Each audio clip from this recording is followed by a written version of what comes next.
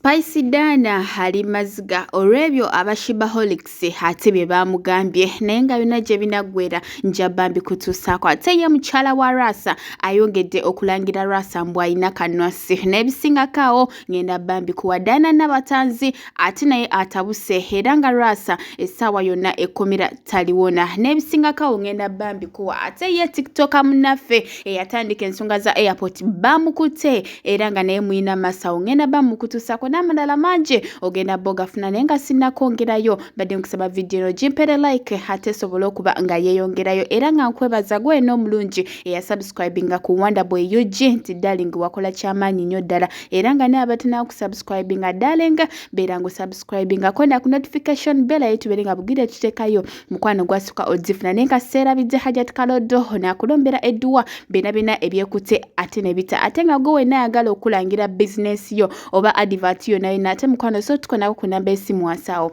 ayi ne tubeera ng'ekintu ekyo tukikwasiganyira ddala bulungi. Dana Nabatanzi emboozi ye ngiina maaso n'eya mugole mukyala Rasa omupya byonna ngenda bambi kutuusaako mu maaso awo naye ate Bobi Wine akikoledde Bajjo we babadde mu kuziika bukyanga bava mu kalulu ate Bajjo abadde nga tazisinkanako omukulu His Excellence Bobi Wine nawankubadde abadde nga amuyirawo omubiri mu nsonga ezimu oba endala era nga bambi olunaku lw'eggulo ate yasobodde omusisinkanako nammwane ku bugalo n'amubuuzaako ate era ne balabika okuba nga banyumya muli abadde ssanyu jereere nga ye balamu ate eri bwakutte ku ttama anti ng'alaba bano batijja nnyo naye kambikuweeko ate naawe osobole okuba ng'obyerabirako. Masekati gange tutwala okusanga abavubuka tunyoledda nnyo nga twegatta ku mukama waffe mukulu waffe Isa Kisemakula.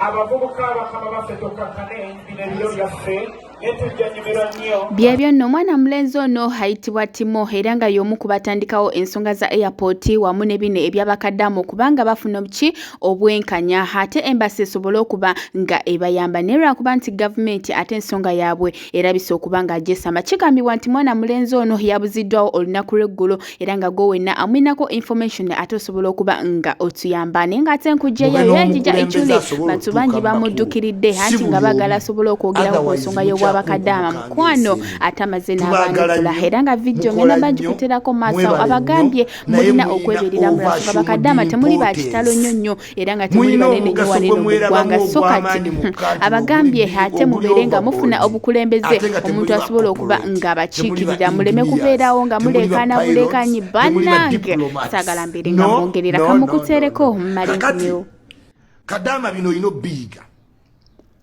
muve mu bino ebintu by'ekisiru bye mulimu ebyo mutuuse ebweru mukozesa bubi internet gavumenti gyokero vuma abantu bookero yisaamu amaaso bambasada be bantu be bamu ate be mwagala bajje babayambe. It is not possible okeera kumakya n'ovuma gavumenti n'ovuma president n'ovuma sipiika ne muvuma baminisita mwali mwagala nakuba ambasada. We muba obulungi mubeera gavumenti mbi we mugwa mbuzibu nti gavumenti etuyambe. Gavumenti ki wano we mugwa mbuzibu gavumenti wekola kyesobola ati Bobi Wine yatuyambe kukufanga temuyita Bobi Wine ajja abajjeyo.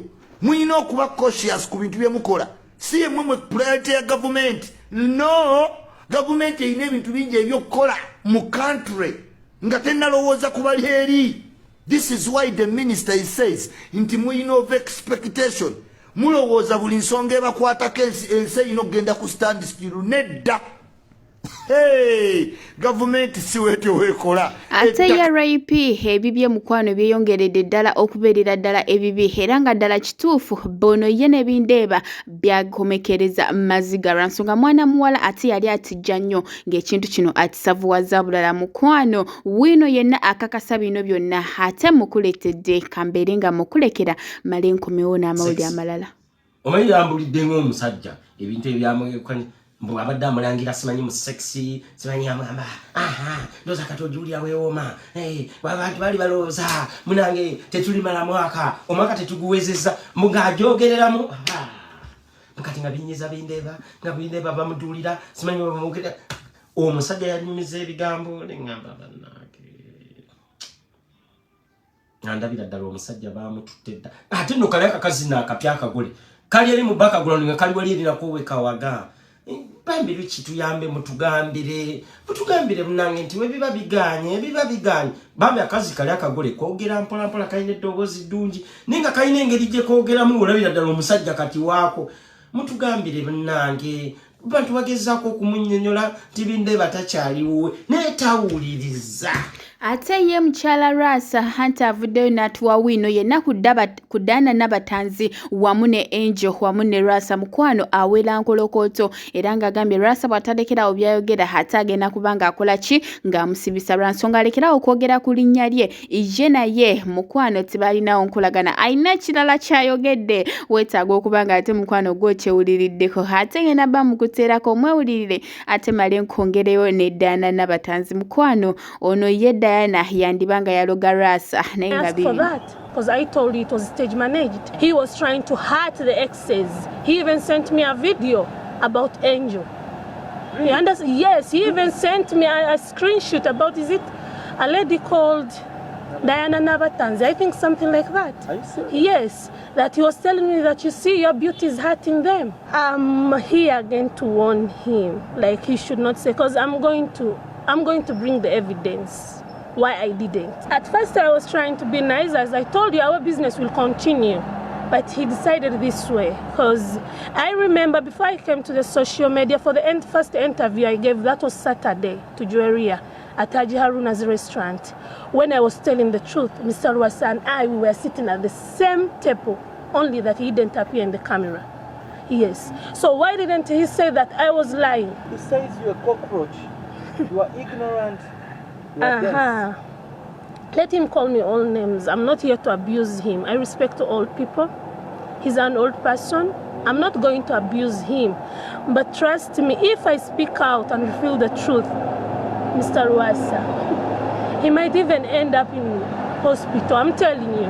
Mr. Rasa knows that me and him, there is nothing happened between us, and he knows reason behind it.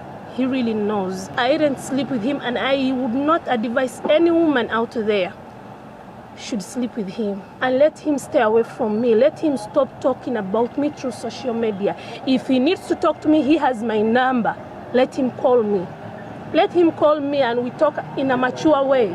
I wish this will be the last time, because the more he provokes me, the more I will come back stronger. Ebya dessert ebyakyaka nnyo eno mu bantu twakulabanga already paper neekubakuba mukeekubye naye nga tebabigusa kati wano we mutabuka ne Nabatanzi.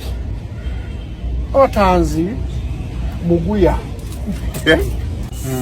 Bangamba mwali musula wano bakuli ku fulaati awo naye nti mengo naye nga ne bw'obojja kugamba sooka otunule olaba oba waliwo abantu tewaliwo yamanyako wali nakyaza omugenyi omu omuyita mwami Morgan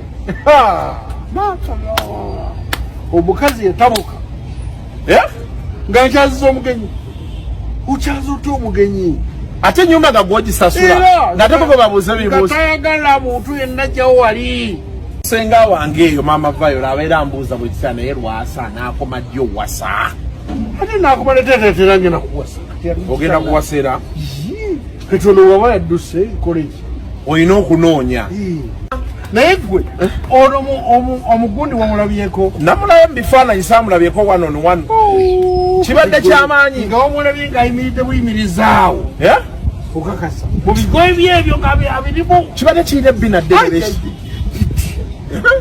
kibadde kitirivu nnyo kati olaba okitulaga mu ngoye ndowooza bwe kyazijjaako awo n'ogamba yalabbana